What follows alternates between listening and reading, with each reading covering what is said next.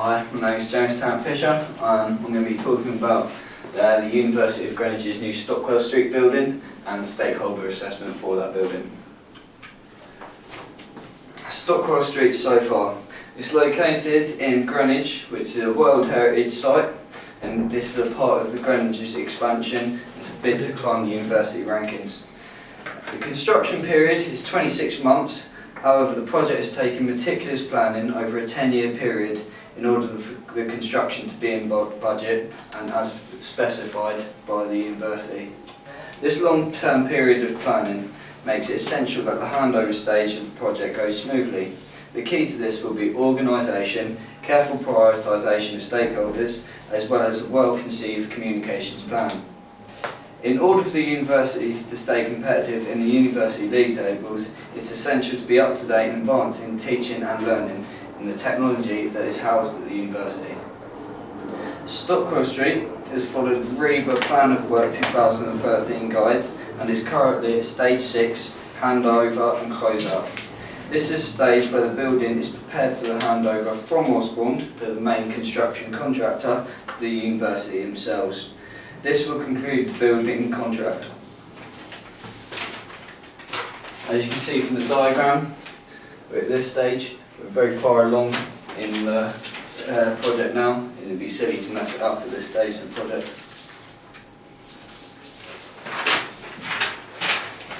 So what is a stakeholder? A stakeholder is defined as anyone with an interest in a business. Stakeholders are individuals, groups and organisations that are affected by the activity of the business. Stakeholders are useful for the project management team because project goals can be targeted for specific needs for users, therefore obtaining optimum functionality and overall success for the project. There will be different stakeholders depending on the stage of the project, having varied input at different stages. However, for this presentation I will be focusing on stakeholders at the handover stage. This is the delivery and dwell stage of the project. Therefore, the stakeholders included in this presentation will be specific to this stage. Stakeholders for the handover stage of the Stockwell project will be internal and external. Internal stakeholders are people who are already committed to serving your organisation. It's board members, staff, volunteers and donors, for example. External stakeholders are people who are impacted by your work as clients, as constituents, community partners and any others who are directly affected by the construction project.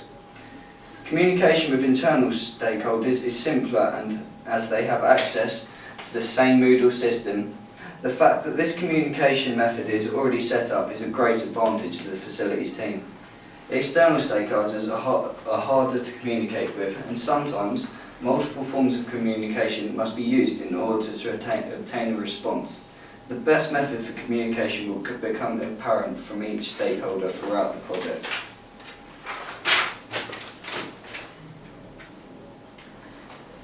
Why is effective consultation with stakeholders critically important? By including stakeholders in the project and construction process, the project management team can create an informed constituency which has real commitment that has the ability to take action in order to manage risk associated with stakeholders.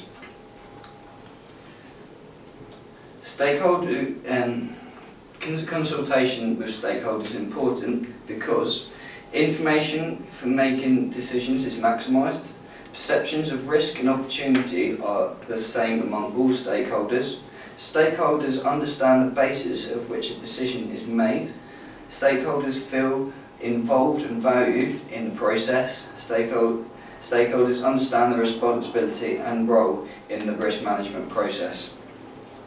If consultation of stakeholders is done effectively, more risks and opportunities are identified, more ideas for managing them effectively are generated and will obtain a greater strategy for control.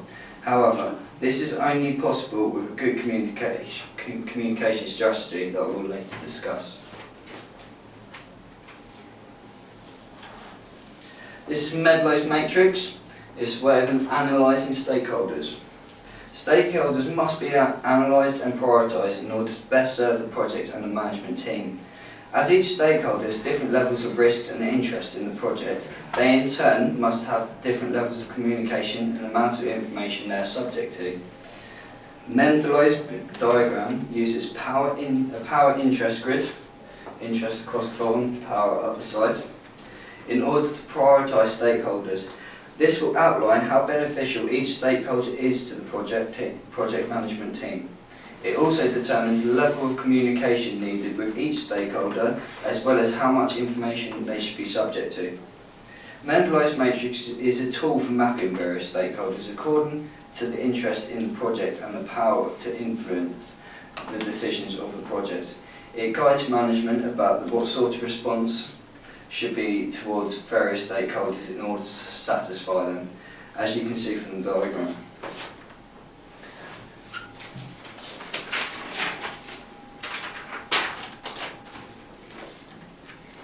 Methods of communication.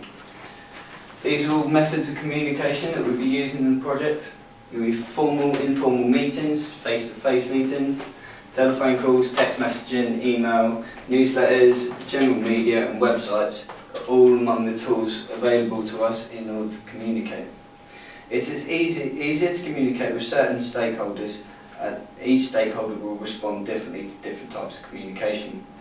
Communication methods will also change depending on the fact that the stakeholders can be in a group. For example, students and staff will be easier to communicate through the university's electronic Moodle system. This will be more effective than a communication method such as a phone call. Formal meetings will be used to obtain maximum information from a stakeholder, as this is the easiest way to obtain a large amount of information. Key or high priority stakeholders should be contacted either by phone or by email, as this is a direct, time-efficient form of communication. The university team can communicate generic information to all stakeholders and keep them up to date with the use of a website.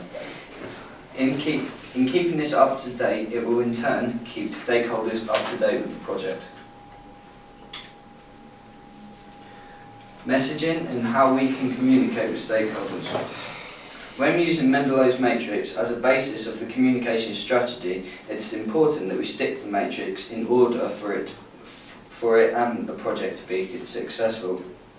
This means engaging and informing stakeholders when necessary. However, stakeholders will often want maximum information about the project. This means that as a project management team, we must stick to our guns and follow the diagram in order to be successful. This means that the project team must portray a dominant message to stakeholders in terms of communication. It is imperative that they know who is in charge when communicating with stakeholders. We must regulate the information they are subject to, keep the information on a need-to-know basis, clearly stating the key points of the message and objectives in the project. Wording of messages is also important. If we want to obtain more information from a stakeholder, we should make the message more open. Generally, higher prioritised stakeholders will be communicated with more openly. Whereas a lower prioritised stakeholder, the message should be closed and more informative, making them subject to less information. This creates control over stakeholders. The higher the prioritisation of stakeholders, the higher the communicator should be in a hierarchical structure of the project management team. It is extremely important that both communicator and stakeholder fully understand the message they are sending, so there is no ambiguity, i.e. language used must be of a calibre to suit stakeholder intellect. In communicating with stakeholders, it is likely that the communications we have is used to retract information from them. This means that the message we are sending makes it clear the amount of information we need back from them and the deadline which they have to respond. Throughout the project, we find that certain methods of communication will work better with different stakeholders. Some stakeholders will need to be pushed harder to emit information, therefore our messaging must adapt so that we can best communicate with our stakeholders. On the other hand, stakeholders may try and obtain information from us. We must stay rigid and limit the information that we